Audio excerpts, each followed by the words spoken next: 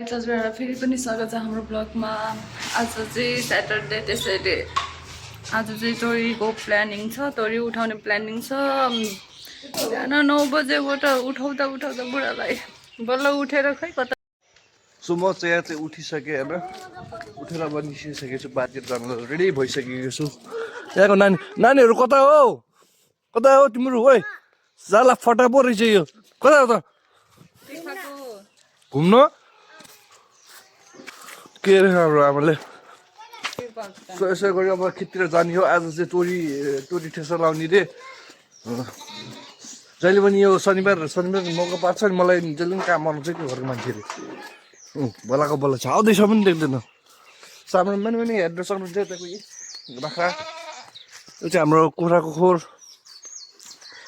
अनि यहाँ चाहिँ हाम्रो पोखरी, अनि हाम्रो घरको राजा कुत्ता साला। हाम्रो बोइलर हेर्न सक्नुहुन्छ है, रेडी हुँदैछ, अब केही दिनमा रेडी हुनसक्छ।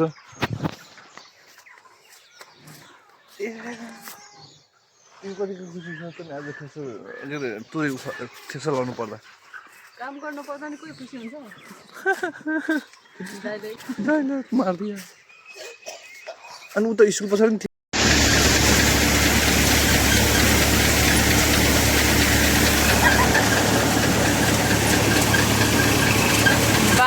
बारिश नन्दनीको हालत खै उठेर देखाइदियो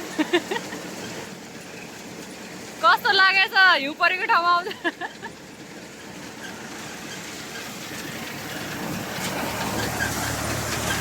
तोरी त पुरै हरियै छ के, सुकेको छैन।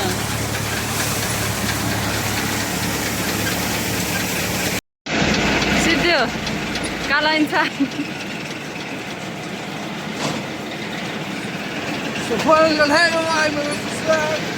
काम सकाइसके तपाईँहरूलाई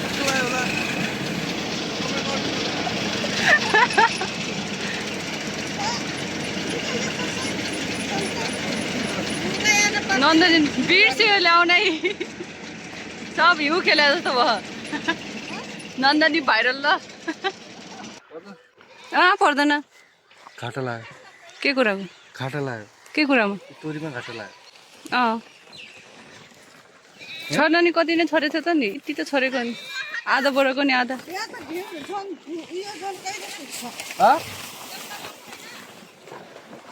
बोरा एउटा मात्र हो, रातो त्यहाँ पारे होला नि।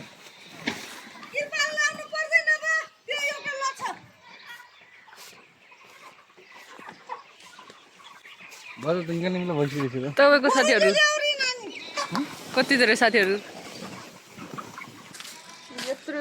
त्यहाँ फेरि अझै छ गाई छैन, त्यहाँ पनि हाम्रो खेत छ उता। यो भुन्डीहरू कता हो? उन्डी कता हो? जुम्लाबाट हुम्ला आइसकेको रहेछ, थाहै छैन मलाई।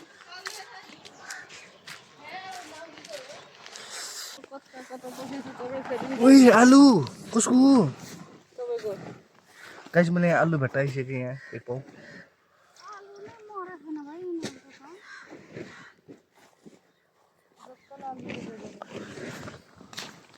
एउटा उखाले टेस्ट गरौँ न कतिको फलेको।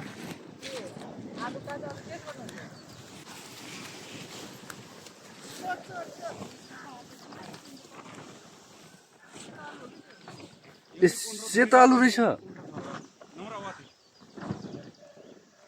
व्यवसाय यो त व्हाइट आलु रहेछ, व्हाइट त्यो नपाएको रहेछ, यो नकुही रहेछ।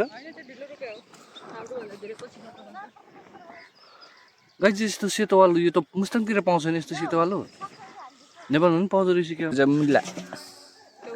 मुला कानी एउटा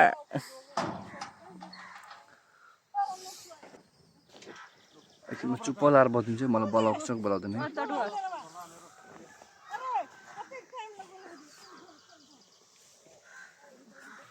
म तल बस्छु अहिले।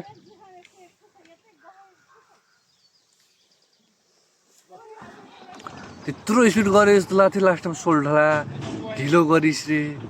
त्यही मलाई काम गर्नै मन लाग्दैन, यतिखेर घर जान मन लाग्छ। क्या गऱ्यो भने पनि नगरेर त्यो गर्नु। अहिले चाहिँ बाउ चढिसकेको छ, म मजाले हेरेर बस्छु अहिले। थोरै छ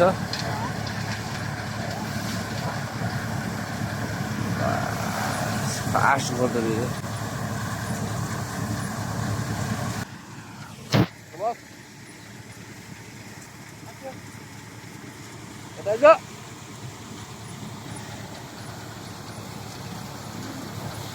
कहीँ नहीं गयो कहीँ नहीं यहाँ ब्लकमा आएँ भन्दै उता आएँ भन्दै ओए ल खानेकुरा यता ल अझै भागी हेर्नै हो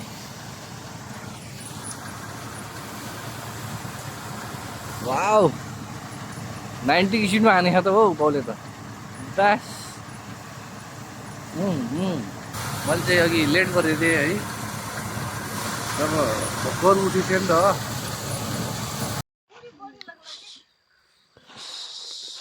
सो गाइज मैले चाहिँ अघि त्यहाँ धेरै टाइम लगाइदिएर त्यो अरू फ्यामिलीहरू रिसाइरहेको कस्तो खालको घर छ मेरो हेर्न सक्नुहुन्छ यहाँ आलु चोरिसकेको छु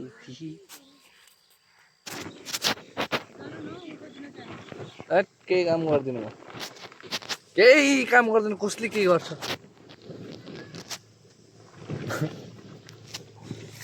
अब डक कलर ड्रइङ छ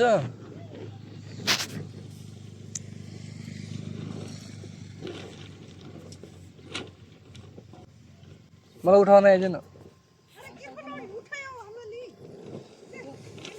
ल त आलु राख्दा आलु चोरे जस्तो लाग्छ त्यो खुल्टीमा खै खै आफ्नै बाटोको आलु नि कस्तो चोरी गर्यो लिएर जान लाग्यो ए आफ्नै बारीको हो म त यसले चोरी क्या भनेको एकपल्ट यसले चाहिँ आफूले चुनाव उठाउन सक्दिनँ म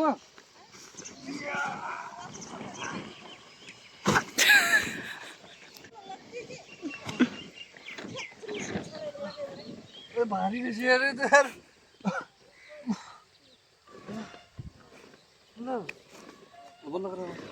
जेसी आलु चोर देख चोर चोर आलु चोर आलु चोरिरहेको थियो मैले लिइसकेँ यसको भित्र के छ गाइस किन भारी भएको थाहा छ यसको भित्र तोरी छ कि त्यही भएर भारी भएको यो तिमीहरूले कृपल मात्रै बोक्न सकेन होला भन्ने होला यसको भित्र तोरी टन्नै छ दाई मात्र आलु चोर भनेको त त्यो पनि आलु चोर आलु चोरै हो कृपाल से एक बोरा छ त्यहाँ के अरे तोरी काम करना नहीं है ना कहीं जमीन लौट के दिया था काम बात नहीं करना कामै गरिन जस्तो भन्छु त चाक गर्न चाक बेसी त काम गरे जस्तो हुनु पर्यो नि त भ्लग्समा त काम गरे जस्तो हुनु पर्यो नि त होइन क्या माल है तेरे कति भारी हो यार यो मेरो साथै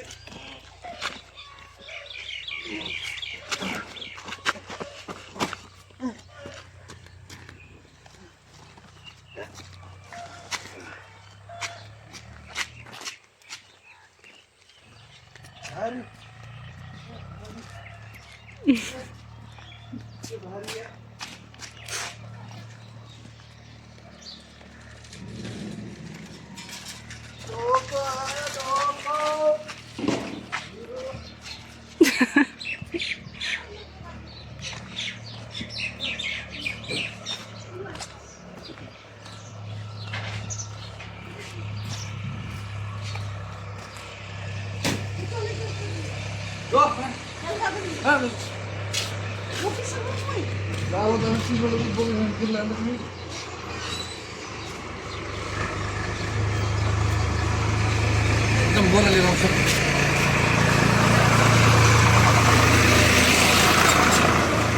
आओ आइज सो फाइनली मैले चाहिँ यहाँ हेल्प मागिसकेको छु त्यो बोरा चाहिँ एक नसकिँदो रहेछ ट्राई फेरि अघि लड्यो भने त फेरि ढाडै भाँच्यो भने त टेन्सन होइन लेट्स गो त्यो कि अघि किरबाल उठाउँदा लड्थ्यो थियो नि अहिले 1 कुन्टलको बोरा बोकेर हिँडिरहेको छु ल